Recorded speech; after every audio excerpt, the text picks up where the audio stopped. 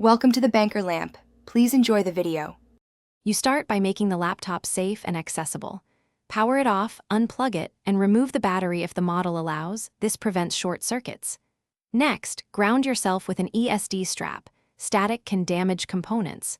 Use a Phillips 0 or Torx T5 and a spudger to remove the bottom cover screws. Keep them grouped and photographed so you know where each goes later.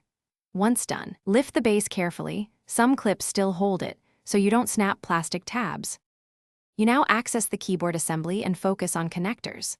First, locate the flat ribbon cable and flip the retaining latch. Doing this slowly prevents broken clips.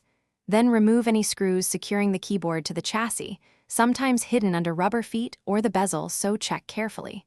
Lift the keyboard from the top edge at a shallow angle while supporting the palm rest. Disconnect the ribbon fully by pulling it straight out, not at an angle. This preserves the contacts for the new part. You're ready to install the replacement keyboard. Align and insert the ribbon cable straight into the connector, then close the latch to secure it. This ensures reliable contact. Reposition the keyboard, replace mounting screws, and snap the chassis back together, then reconnect the battery and power on. Test every key and modifier. If anything fails, power down, reseat the ribbon, and confirm the latch is fully engaged.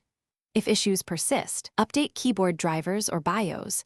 Sometimes firmware recognizes new hardware only after an update. Thanks for watching. If this was helpful, leave a like and consider subscribing. See you next time.